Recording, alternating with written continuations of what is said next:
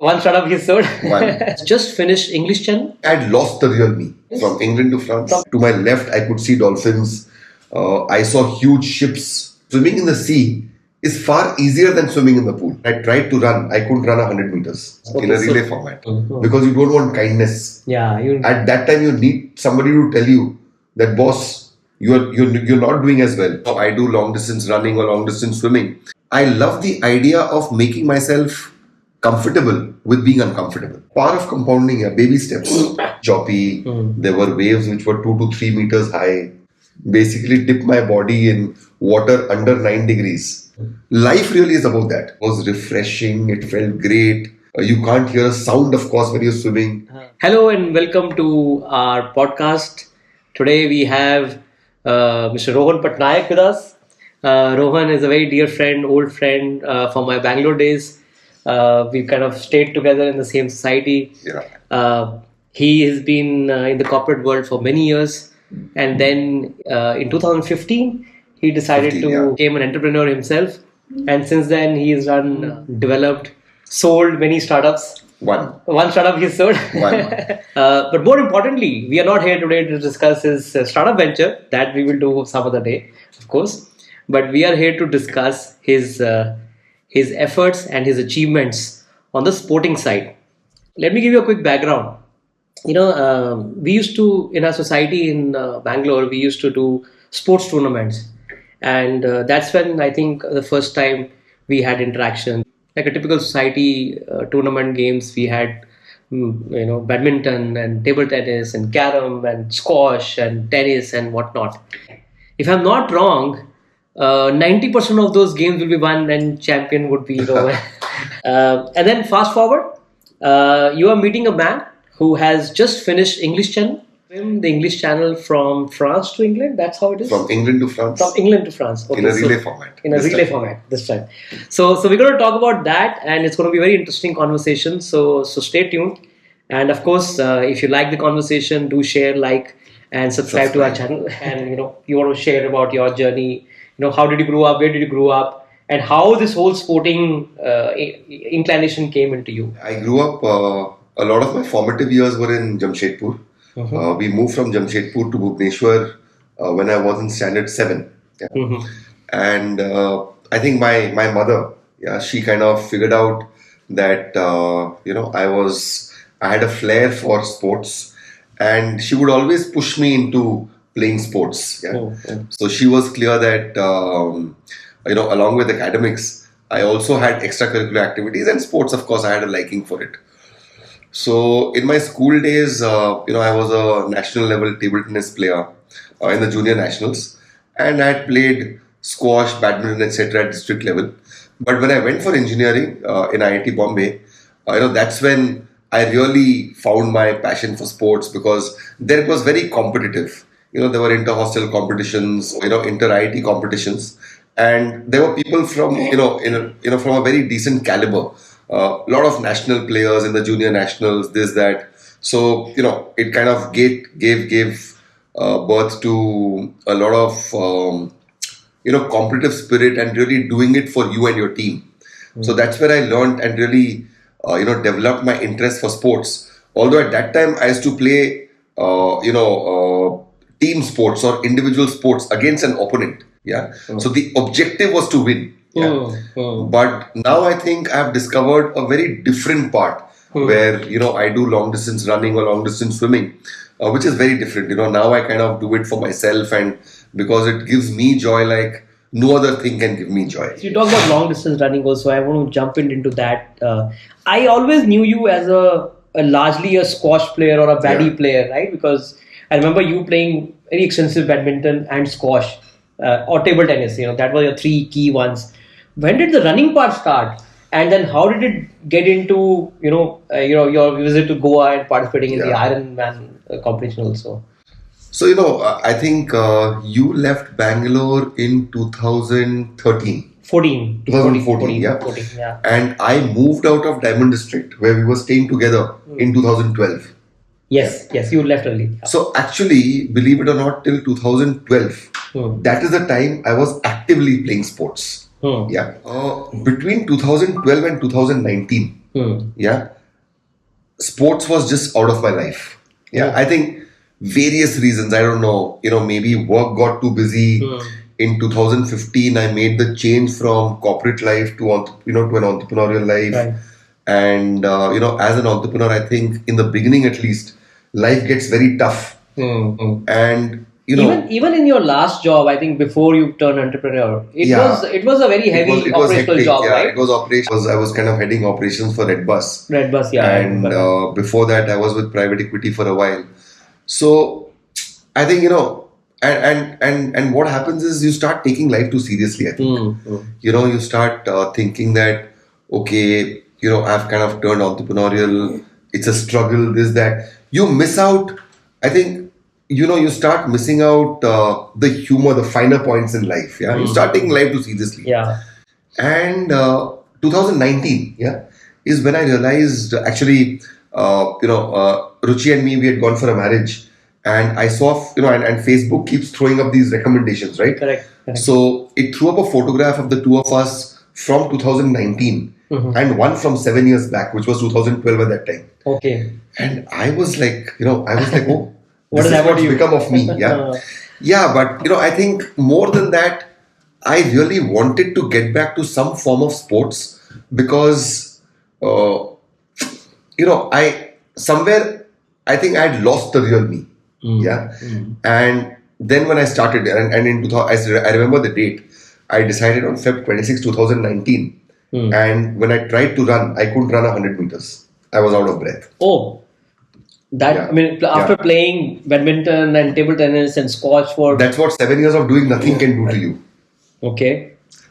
So, and when I couldn't, and I was out of breath, I seriously realized not how badly out of shape I was, but how badly out of sync I was with myself. And, I went and I was like, no, now I've got to do something about it, And then the turnaround started. Then it started, 2019, February to August were really tough days because I kind of pushed myself every day.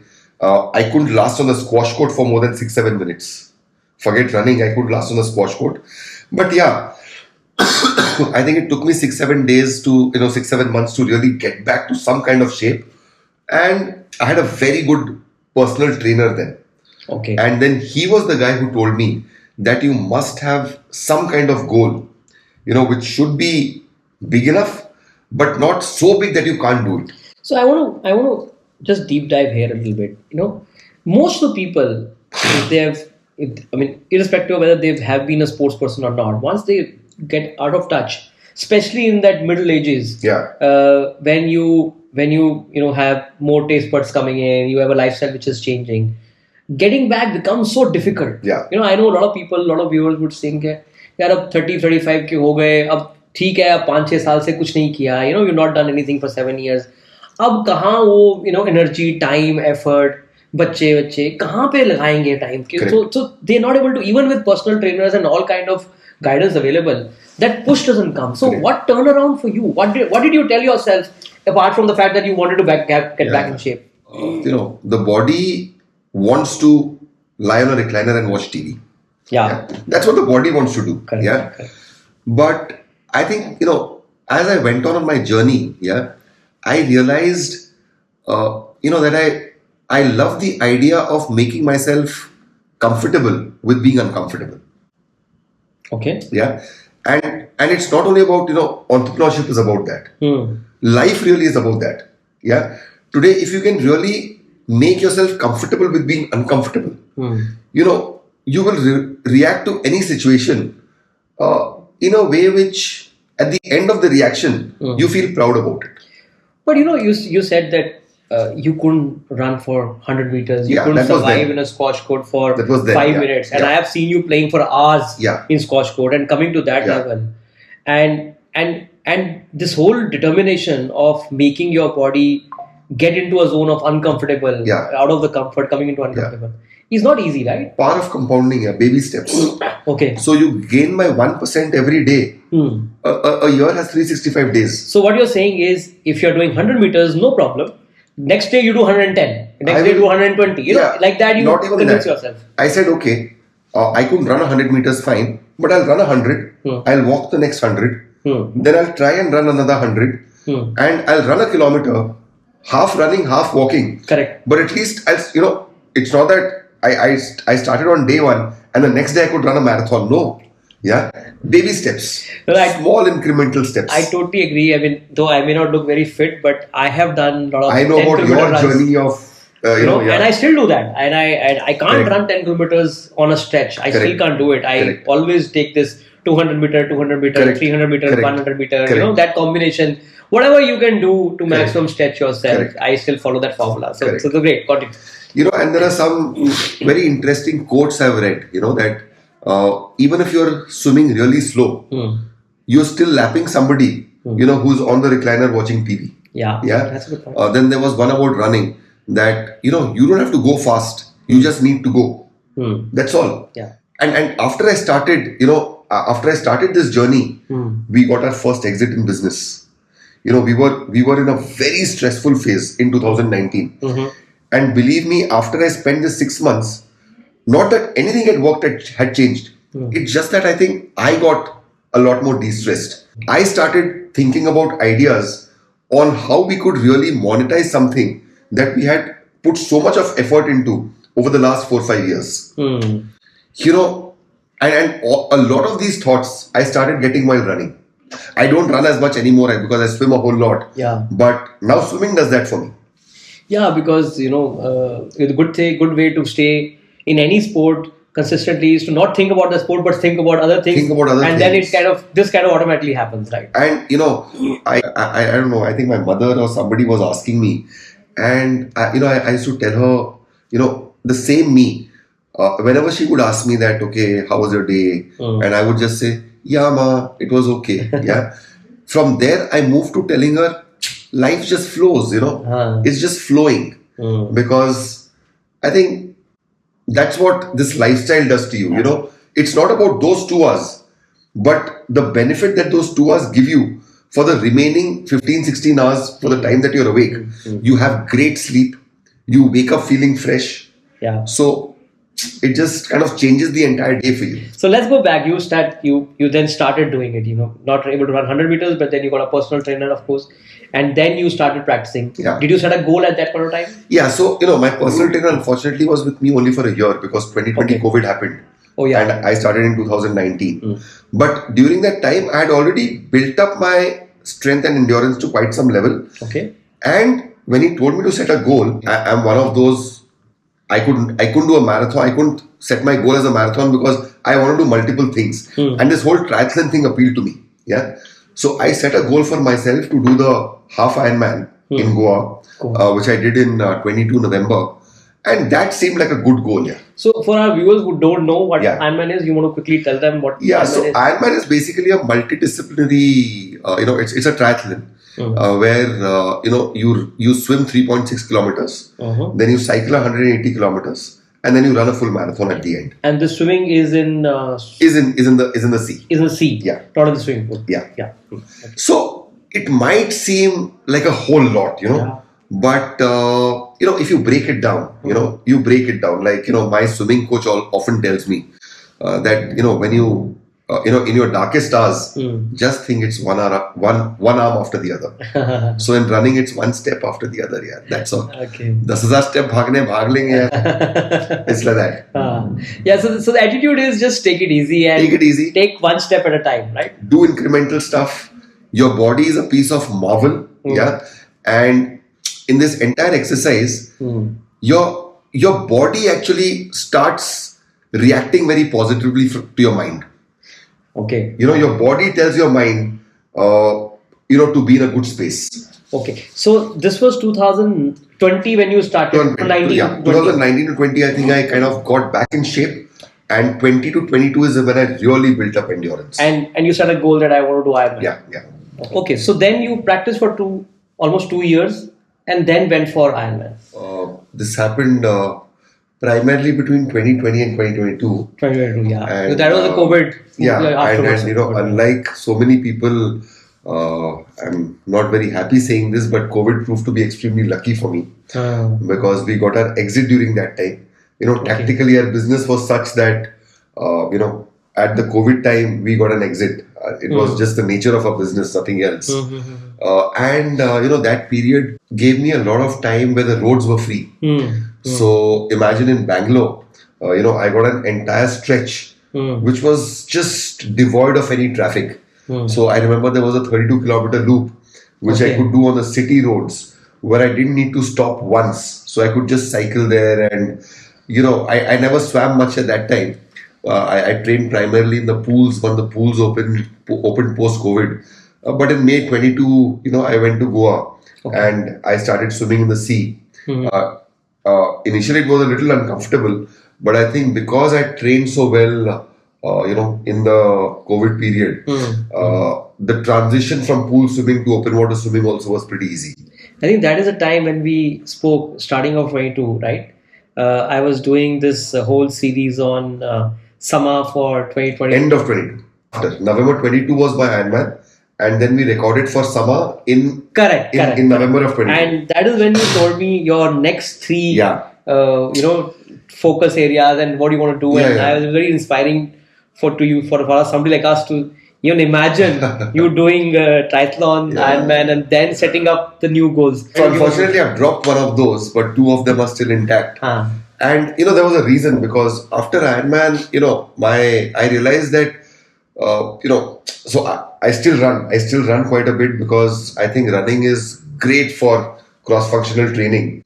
But running, and I think for Ironman I was running like 200-250 kilometers a month. Along with cycling and swimming. But running kind of beats up your body really bad. It's an impact sport. I think it's great for people in their 20s, 30s, not so much for people in their 40s. And that's where I decided to make the switch to ultramarathon swimming. And that's when we recorded, in 2023, I remember, 2022 December. Correct. Just before 2023 Jan. And I had set my goal as, swimming the English Channel, which was, just a wild thought. And I was like, chalo, let's try. And climbing the Everest hopefully sometime in the future. So I took on the channel swim quite seriously. Four of us as a group, we completed the relay on August 11th, 2024. So again, for our viewers, how difficult is the English Channel? What is the English Channel swim? Historically, how many people have done it? Some bit of background for people who would not know English Channel swimming. What does it mean? So the channel swim is, it's typically between two cities. It's two countries basically, from England to France.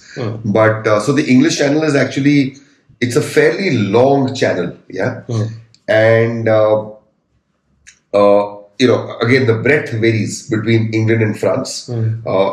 At its furthest, it can extend up to 400 kilometers. But at its narrowest point, the distance from Dover in UK to a city called Wissant in France, as the bird flies, is about 35 kilometers. That's the smallest distance. And of course, a lot of you would know that the first Indian to swim the English Channel was Mihir Sen in 1958. The first person to swim the English Channel, of course, was a Britisher in 1875. And in the last, 150 years or so, there are only 2,500 people who have across the world, across history, in the last 150 years who've swum the channel. These are individually done. We swam in a relay format. Individual people who have swum the channel are 2,500. That's how limited the population is. And Indians, I think about, since Mihir Sen swam it in 1958, which makes it like a roughly 65-year period. A 65-year period. There are less than 60 Indians who swum the channel. 60 Indians. So the average is less than one per year for an Indian to swim. But now, of course, let's say, 1 to 2 to 3 Indians swim the channel every. I think attempting a lot more, but the people who really manage to swim, but the success rate is fairly high. And how much would you say is the people in relay format? Additionally, again, relay swims are like, you take another 2,000 teams who would have swum the relay. So the population is very limited. Very limited. And this was your first attempt. This was our first attempt. And you didn't. But I was blessed to have a team of 4 people where I was by far the oldest in the group. Okay. Two of them were in their 20s. One was in his late 30s. Okay. So these guys who are great swimmers were actually kind enough to accommodate and only in the team. So I think I got really lucky. And so how did you prepare for English Channel then? It's quite a structured preparation. So one is you need to build swimming endurance. You need to train for two things. You need to build swimming endurance and you need to train in really cold waters. Because even at its peak temperature is when we swam. We again got lucky because we swam in the second, third week of August, which is when the water is the warmest. But at its warmest, the water temperature is about 18 degrees. Which is cold because... Which is, cold by Indian standards. So two things. You need to, kind of really build your swimming endurance where you should have the capability to swim 6 to 8 hours, non-stop. And of course, you train in the cold water. I did that in two ways. One is I went for, an ocean swimming kind of, not a course, but, a training program in Menorca in Spain in April, where temperatures there are 14 degrees. So we trained in temperatures much lower. And in Bangalore, I would go for an ice bath 5 to 6 times a week. Basically dip my body in water under 9 degrees. And where would you do that? Home only? No. So there is there's a place in Kurmangala in Bangalore. Okay. Where, it's basically a commercial ice bath facility. Okay. So I would make the temperature about 9 to 10 degrees and dip my body for 30-35 minutes. And is that facility available across the country in different cities? Hoga, pakka. I mean, if it's in Bangalore. But that's an important part of the training. Very important. Very important. Very, very important. Because if you don't train for cold water, you can't swim the channel. And so that is one key activity or a preparation you did. Yeah. Preparing your body for the cold water swim. Yeah. Apart from, of course, swimming and sustained swimming for long hours in swimming pools, etc. Correct. And you went to Spain for training. That was how long was that? In Spain, our training was about 6 days. We swam about 35 hours. Okay, so about 6 hours every day. 6. On days 8 to 10 hours, on days 2 to 3 hours, but on average 6 to 7 hours a day. And then I remember, in fact, we bumped into each other in Goa. You were there for work plus swimming. Yeah. Right, and I remember we kind of met in late evening and he walked in and said, "Haan yaar, meko morning mein 5 o'clock I have to go for 3 kilometers swim in the sea, and then evening again I'll go for 2-3 kilometers swim in the sea." And how long did that go on for? No, so I mean, I would train along with my team in Bangalore. So we had to be in the pool at 5:30 in the morning, 6 days a week. 90% of my training was in the pool. Pool only. Okay. Was in the pool. But if somebody was to prepare in sea waters in India, then what is the best location? Goa is best location, or there are other places in India? So Goa is great, but Goa will not give you cold water. Okay. Yeah? But Goa is great for, and Goa again, you just can't go and swim in, let's say, Kandolim or Kalangut. In Goa, you should go and swim in a place called Bambolim. Okay. Yeah? That's where the water is calm. You can't go and swim in a sea where the water is really choppy. Okay. And never ever, go and swim on your own. Okay. Even I today will never go and swim on my own. Okay. I will have a boat to accompany me when I go deep. You never know. So, correct. Always advisable to swim. Safety is very important, and that's a rider we want to give to all our viewers also, that whatever you prepare, even this preparation, cold water dips, etc., under supervision, so that you don't take a chance with your health. Yeah. And the transition from pool swimming to open water swimming is actually fairly easy. When you go to swim in the sea, the first 5 minutes might be a little uncomfortable because in the pool you can really look down, the water is clear, the water is transparent. In the sea it's not so, but the panic will last 5-10 minutes. Also, I somehow, as somebody who's not done a lot of swimming in the sea, except, recreational visits to the beach and then dip in the sea and all, it becomes very salty, and it becomes, eyes can tend to become very salty with salt water. How do you protect yourself? You wear good quality glasses, so water will not enter your eyes. And actually the sea water is denser than the water in the pool. Okay. It's 3 to 4% denser. Okay. So swimming in the sea is far easier than swimming in the pool. Oh. It's just that psychological. People are uncomfortable with swimming because you don't know how to breathe when you're swimming. The moment you know how to breathe and you swim easy, swimming is easier than walking. Especially in the sea. Absolutely. So one is pain training, second is this your water training. Any other training first of all you went through? No. So that was primarily it. Primarily pool training and cold water training. I didn't do too much of body training at the gym, which I'm doing now for what I'm planning to do next, which I'll talk to you about. But for the relay, I think it was primarily swimming endurance and acclimatization to cold water. Okay. So let's come to how do you register for English Channel Swim? What are the paperwork required? Yeah. What is the right age for you to go for attempt like that? I mean, is there any age limitations? Yeah. So there are two swimming bodies, CSA, Channel Swimming Association, and CSNPF. Yeah. So there are these two registered associations. You can register with any one of them. And there is a qualification swim that you need to do in water temperature under 16 degrees. Which I did mine in Menorca in Spain, but you can go and do that in a lake in Jammu and Kashmir as well. Okay. Yeah. So you need to find an open water body which is at that temperature and swim for the duration which is prescribed. And then of course, prior to the swim, you have to get a proper medical checkup done where they look at all your parameters, and your parameters need to be in order. Nothing very strict. If you're in good shape, your parameters should be in order. But the most important thing is you need to hire a boat, because there's a pilot boat and there are only 12 boats which are registered with either of these associations. Okay. So these boats typically get booked 2 years in advance.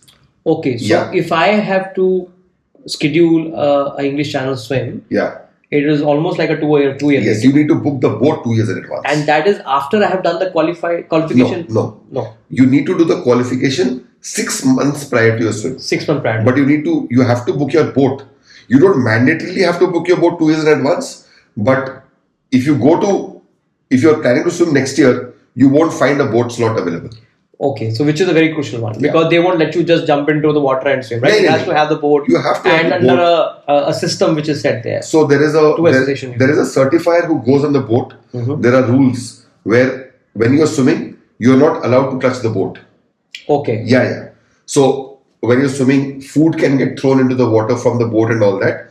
But there is an invigilator who will see that you don't touch the boat and all of that. Okay. Because then they have to make sure that it's a certified swim. It's a certified swim. Okay, under supervision, certified swim. Yes. So the booking of the boat or the registry with the association is one big step. You have to do advanced planning. Yes. Registry with the association, again, you can do it 6 months, 8 months before. Okay. But the boat you need to book 2 years in advance. Okay. So that's one key thing. Then comes the qualification, and once you've done the qualification, training, everything, then you go there. And then there are these medical tests which you have to do. You have to send the reports and Correct. And then on the day of the so there's no fixed day. You get a window, which is usually a week. Okay. Your swim can happen anytime during that window, because the window is given because on some days the conditions might be really bad, and the boatman will not take you out for a swim. But when you're given a window, you have to trust your boat guy, because they know the conditions the best. Okay.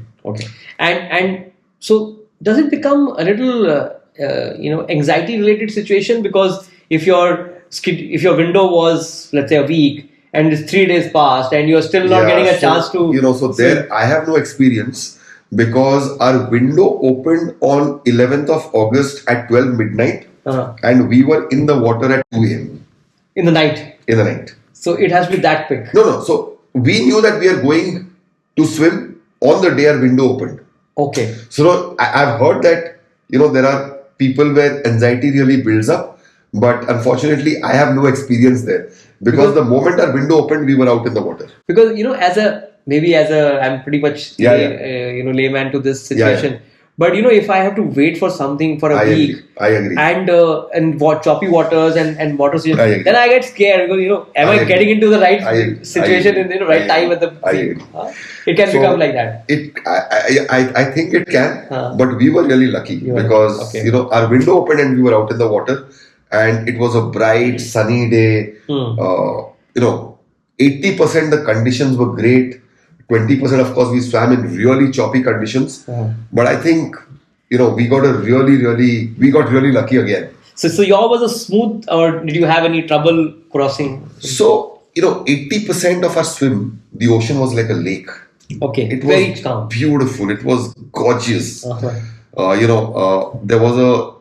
a time when I could really see dolphins to my left. So I breathe to my left, and to my left I could see dolphins. I saw huge ships. It was great. But close to France, I think we swam in really tough conditions. Very choppy. There were waves which were 2 to 3 meters high. So yeah, but I think we were a lot luckier than others. While you're talking, I'm imagining myself to be in that condition of swimming, and then I'm thinking, oh no, I'm better off in the boat accompanying rather than being in the. No, actually, boat भी इतना easy नहीं है because it's not like a boat which is going at a fairly high pace. So imagine, a swimmer typically we will swim at a speed of 2.5 to 3 kilometers an hour. Okay. So the boat is just about going at that pace, and when it has to go on those waves, it becomes difficult for the boat also. It's tough. I think it's easier swimming than being on the boat, by the way. During that time, because it's really choppy. Yeah. And you had some family friends in the boat? All our teammates were there. Okay. So, but I think our boat captain, Do they allow your family relatives? They allow that. They allow. And so in your team, somebody had their relatives? Nobody had. No. In our team, nobody had. But because we were all teammates. But if you're going for a solo, you definitely need somebody from your family, and you definitely need somebody who has preferably done the swim before, who will, who will not be very kind to you when you're swimming, because you don't want kindness. Yeah. At that time, you need somebody to tell you that, boss, you're not doing as well. You need to do better. Okay. And so, total duration for your swim? So we took 17 hours, which I think was, we were, because we were new, we hadn't trained too much. We were on the slower side.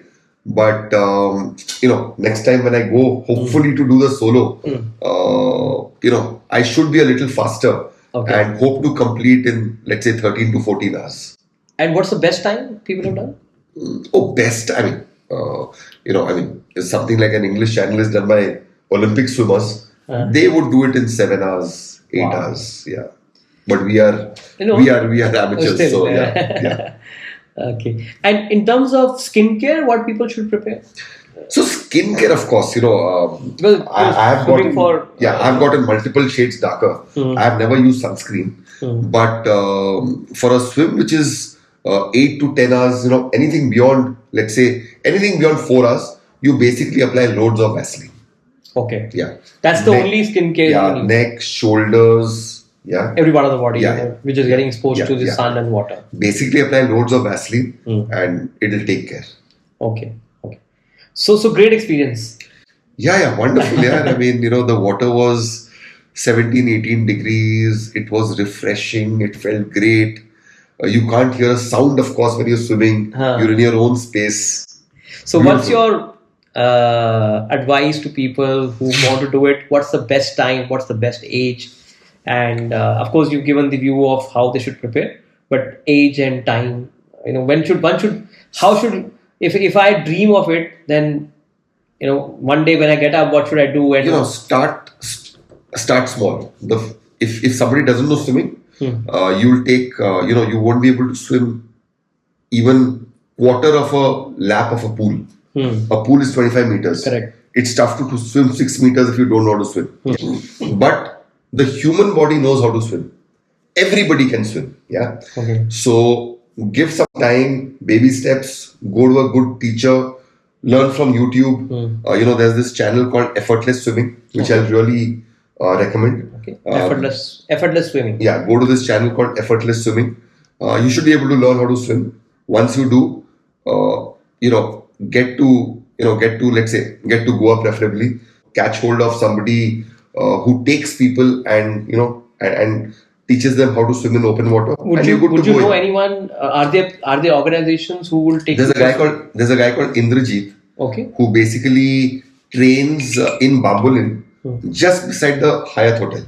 Okay. So there's a narrow lane going into Bambolim Beach beside the Hyatt Hotel. Indrajit is there mostly every morning at about 7 o'clock in the morning. He's a local. He trains people well. I trained with him. Okay. A big thumbs up to him. Oh, thank you, Indrajit. And age, Paji, the younger you start, the better. But there's no limit here. I know people. I personally know people who are from the channel at 65, 70 years old. So that's the beauty about swimming. That you can go till really, really, really late in your life. Is the association has some limitation in terms of age? No cutoff age on the higher side.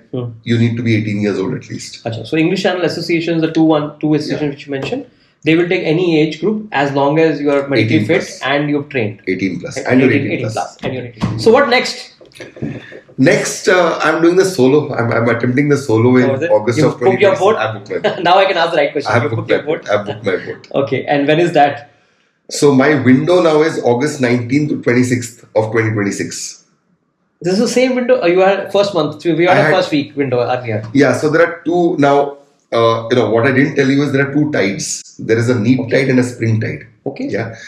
The neap tide is when water levels are lower. When the earth is away from the moon. And spring tide is the water when the water levels are higher, when the earth is close to the moon. Okay. So neap tide and spring tides keep alternating every 15 days. Spring tides assist faster swimmers. Neap tides assist slower swimmers. Okay. So I consider myself as a slow swimmer. So I'm going to be there in the neap tide. Okay. And the neap tide in August in 2026 is August 19th to 26th. So this is also an important consideration when you're booking your boat. Yeah, spring tide, neap tide. Right? Because then accordingly they will give the window to you. Yeah. So I would advise all Indian swimmers to book the neap tide. Neap tide. Okay. That's another one. And neap tide in August. In August. That's the best. It's the warmest. It's the warmest.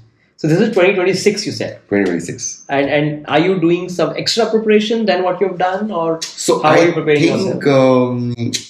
One good thing is that the water in Bangalore, unlike Delhi, is more or less on the colder side. The pool water. Okay. Yeah. But the one difference that I'll do is I'll do some open water swimming in Kashmir around February, March of 2026. A lake swim, basically. A lake swim. Temperatures will be 12-13 degrees, cold water. And then, of course, I'll go to the Menorca camp again. Okay. In April of 2026. You talked about training in Menorca, training going to Spain, and then English Channel, and then, various cities within going to Goa. There has to be a cost consideration also, right? I mean, could you give a sense of how much it will cost to prepare, train, do all these spends which you've done, and then therefore, somebody goes to plan that spend also. So the registration for the swim is not much. Okay. Yeah. The channel registration is not much. Approximately?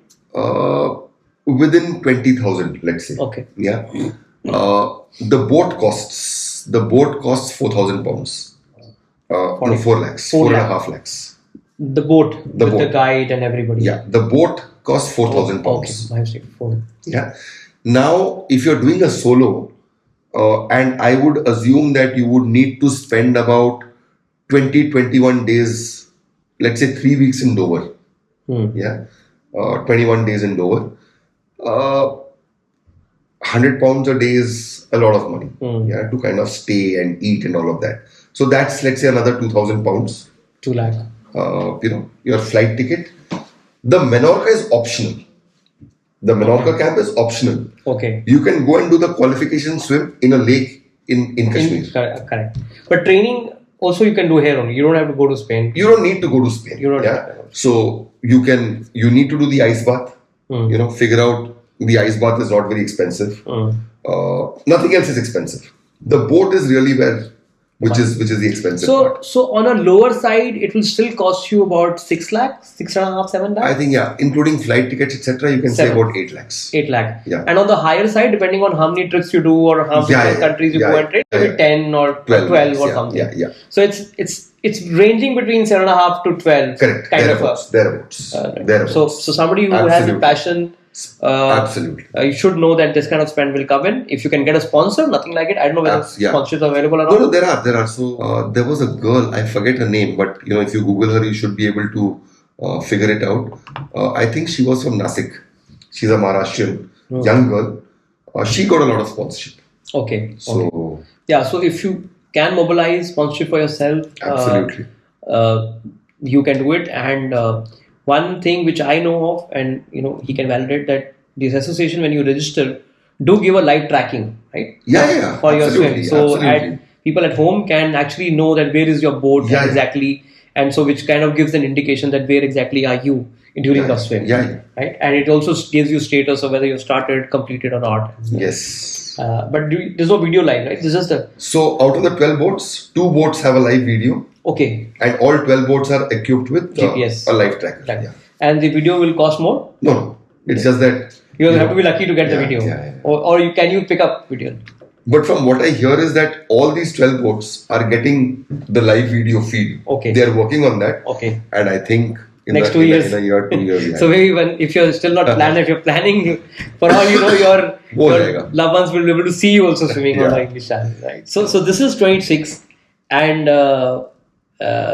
you want to share anything beyond that as a vision for you now? I have one more dream before I kind of,